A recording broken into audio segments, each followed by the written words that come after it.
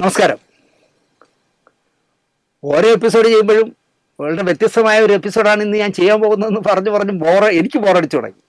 പക്ഷേ നമ്മൾ തീർച്ചയായിട്ടും എൻ്റെ ചിന്ത മുഴുവൻ ഇവിടെ വ്യഭിചാര കഥകളും നുണകളും സുഖിപ്പിക്കലും ഒക്കെ ആണ് യൂട്യൂബിൽ ചെയ്യേണ്ടത് എന്ന് പറഞ്ഞ ഭൂരിപക്ഷം നിൽക്കുന്ന നാട്ടിൽ ഓരോ എപ്പിസോഡ് ചെയ്യുമ്പോഴും അതിലെന്തെങ്കിലും ഒരു പുതുമ വേണം എന്നുള്ള അത്യാർത്തിയുള്ള ആളാണ് ഞാൻ. അതിനു വേണ്ടിയുള്ള ആലോചനയിലും ചിന്തയിലും പെരുമാറ്റത്തിലുമാണ് ഞാൻ.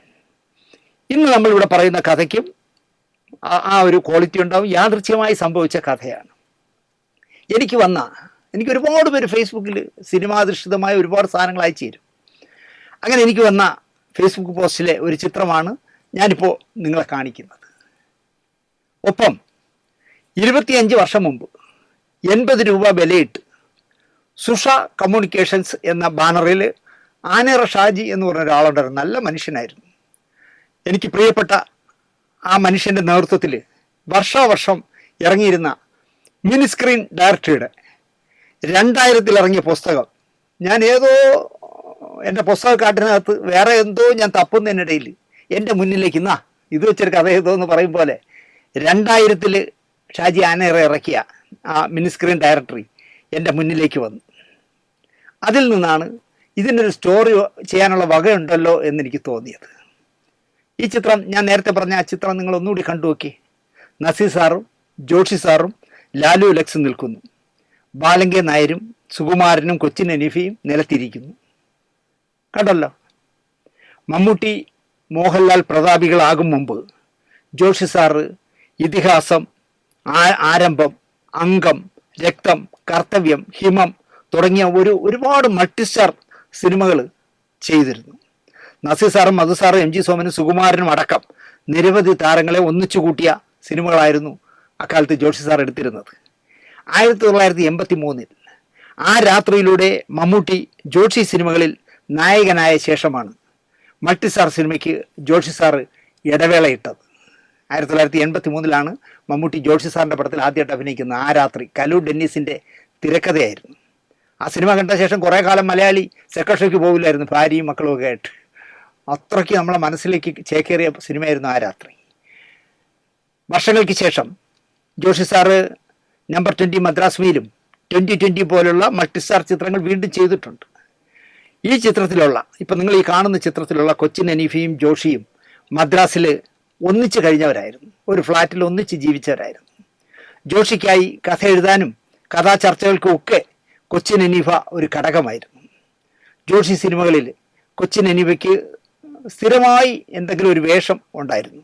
നിലച്ചിരിക്കാതെ രോഗം ബാധിച്ച് അദ്ദേഹം അങ്ങ് പോയി. ഒരു കാലത്ത് പ്രേം നസീർ എന്ന സൂപ്പർ താരം ജോഷി സിനിമയിൽ സ്ഥിരം കഥാപാത്രമായിരുന്നു.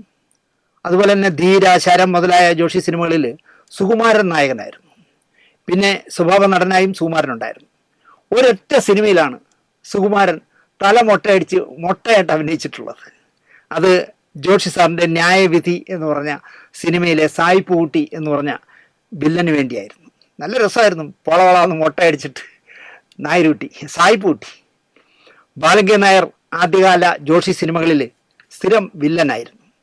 ഈ ഫോട്ടോ കാണുകയാണെങ്കിൽ ജോഷി സാറിൻ്റെയും ലാലു അലക്സിൻ്റെയും മാനസികാവസ്ഥ എന്തായിരിക്കാമെന്ന് ഞാൻ ചിന്തിക്കാറുണ്ട് ഈ ഫോട്ടോ കാണുമ്പോഴൊക്കെ. വർഷങ്ങൾക്ക് മുമ്പ് ഫേസ്ബുക്കിൽ വന്ന ഈ ചിത്രം കറങ്ങിത്തിരിഞ്ഞ് ഇന്ന് വീണ്ടും എൻ്റെ മുന്നിലെത്തി ഇതേപ്പറ്റി ഈ ഫോട്ടോയെ പറ്റി എന്നുള്ള മട്ടിൽ വീണ്ടും എൻ്റെ മുന്നിലെത്തി. അടുത്തിടെ നമ്മുടെ പ്രിയപ്പെട്ട മധു സാർ എന്നോട് പറഞ്ഞു, രാത്രി തിരക്കുകളെല്ലാം കഴിഞ്ഞ് പത്രങ്ങളെല്ലാം വായിച്ചിട്ട്, രാത്രിയാണ് മധു സാർ പത്രം വായിക്കുന്നത്, കാരണം പകൽ മുഴുവൻ എപ്പോഴും സന്ദർശകരായിരിക്കുമല്ലോ. രാത്രി പത്രങ്ങളെല്ലാം വായിച്ച് ഭക്ഷണവും കഴിഞ്ഞ് ടി വിക്ക് മുന്നിൽ പഴയ സിനിമകളിട്ട് കണ്ടിരിക്കും. വെളുപ്പാങ്കാലത്ത് 3 മണിവരെ ഇതാണ് എൻ്റെ പണി. ആൾക്കൂട്ടമില്ല, ഫോണിലെ കലപില ശബ്ദമില്ല, സ്വസ്ഥമായിരുന്ന് സിനിമകൾ കാണാം. ഇപ്പോൾ മധു സാറിനും ഒരു മടുപ്പ് പോലെ പഴയകാല സിനിമകൾ കാണാൻ. എന്തോ അദ്ദേഹത്തിന് മനസ്സുകൊണ്ട് ഇപ്പോൾ പഴയകാല സിനിമകൾ കാണാൻ തോന്നുന്നില്ല. അതിന് അദ്ദേഹം പറഞ്ഞ കാരണം വേറൊന്നുമല്ല, തന്നോടൊപ്പം സഹകരിച്ച ആണും പെണ്ണുമായ സഹപ്രവർത്തകരെല്ലാം കാലയവനികയിൽ മറഞ്ഞുപോയി. അവരെയൊക്കെ സ്ക്രീനിൽ വീണ്ടും വീണ്ടും വീണ്ടും കാണുമ്പോൾ ഒരു പ്രയാസം. അതുകൊണ്ട് മാത്രം വെളുക്കും വരെ സിനിമ കാണൽ മധുസാറ് കുറച്ചു. ഒരു കണക്കിന് സാറ് പറഞ്ഞത് ശരിയാണ്. ലഹരികളെല്ലാം ഒന്നൊന്നായി സാറ് നിർത്തി. ബീഡിയും മുറുക്കാനും പോലും ഒഴിവാക്കി.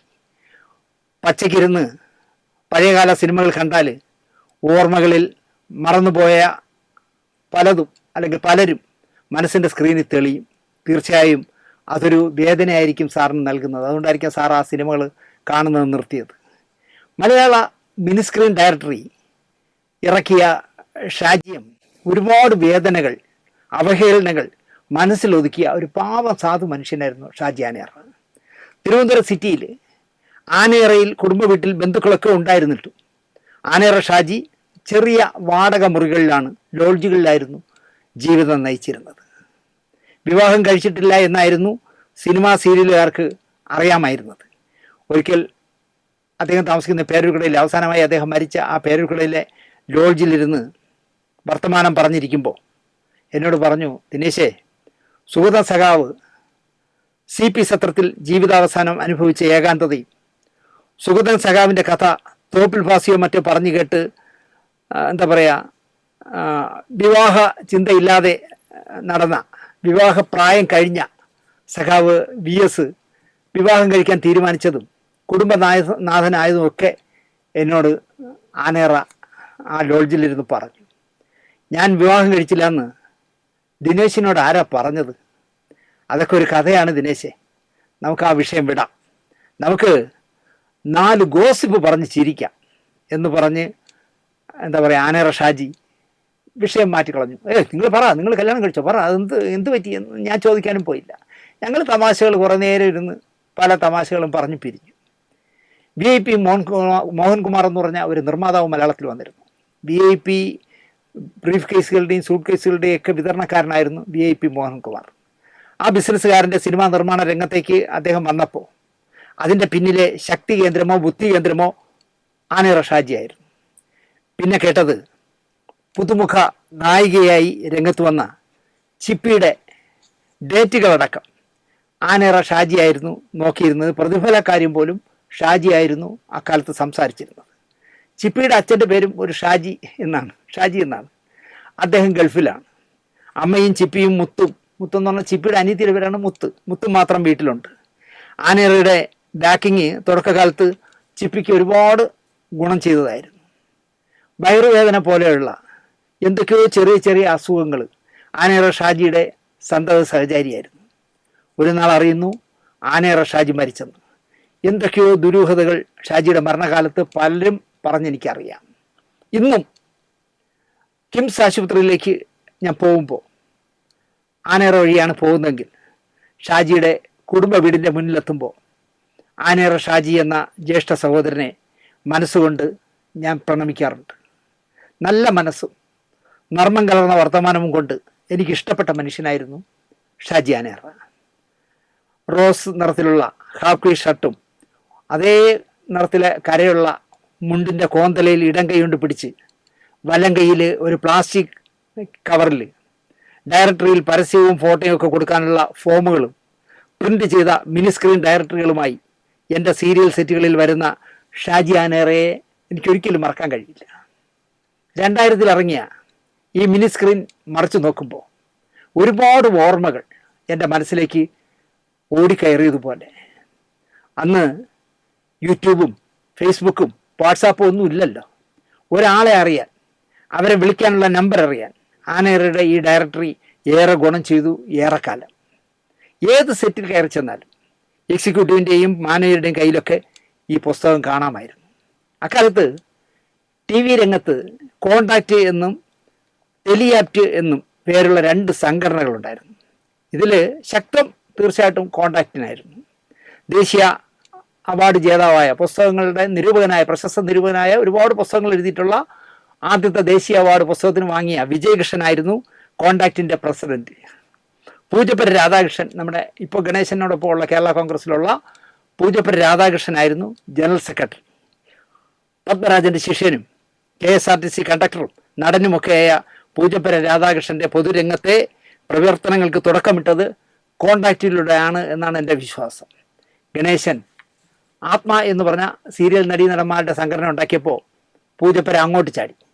വിജയകൃഷ്ണനും കുറച്ച് പേരും പേരിന് ഇപ്പോഴും കോണ്ടാക്റ്റും കൊണ്ട് നടപ്പുണ്ട്. ഫിലിം ഫെസ്റ്റിവലിലൊക്കെ ഒന്ന് കുത്തിയിരിക്കും ഒരു ഇതിൽ ഒരു പവലിയനിൽ. പൂജപ്പുര വിജയൻ എന്ന CPI കാരനാണ് ടെലിയാക്റ്റിൻ്റെ നായകൻ. വിജയൻ ഇപ്പോഴും അത് ചുമക്കുന്നുണ്ട് എന്ന് തോന്നുന്നു. എന്തുകൊണ്ടോ ഈ 2 സംഘടനകളിലും അംഗത്വം എടുക്കാൻ എന്നോട് സ്നേഹപൂർവ്വം നിർബന്ധിച്ചിട്ടും ഞാൻ എടുത്തില്ല. പകരം ഇരു കൂട്ടരോടും ഞാൻ പറയുമായിരുന്ന ഒരു കാര്യമുണ്ട്.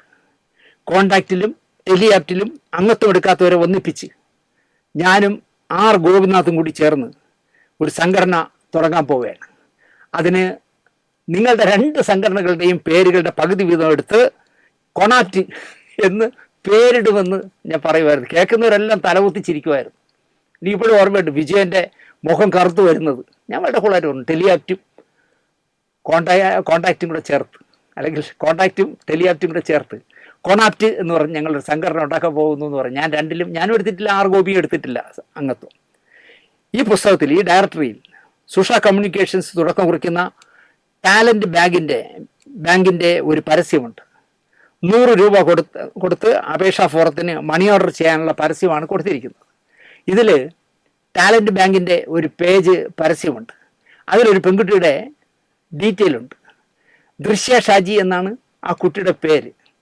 അവളുടെ നിക്നെയിം എന്താണെന്ന് ചോദിച്ചാൽ മുത്ത് എന്നാണെന്നും ജനിച്ചത് 1980 സെപ്റ്റംബർ 10 മറ്റു വിവരങ്ങളും ഒക്കെ ഉണ്ട്. ഇത് മറ്റാരുമല്ല, ഞാൻ നേരത്തെ പറഞ്ഞു, ചിപ്പിയുടെ അനുജത്തി മുത്തിനെയാണ് കൊടുത്തിരിക്കുന്നത്.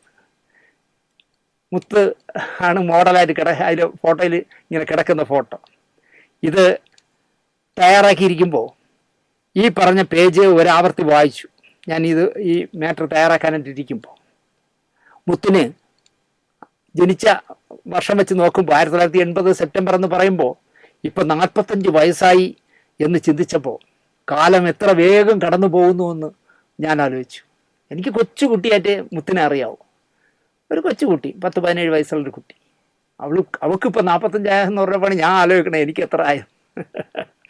മുത്ത് വിവാഹിതയായി കുടുംബമായി വിദേശത്ത് എവിടെയോ ആണ് ജീവിക്കുന്നത്. ഇപ്പോൾ ഏതോ വിമാന കമ്പനിയിലാണ് മുത്തിന് ജോലി എന്ന് എനിക്കറിയാം.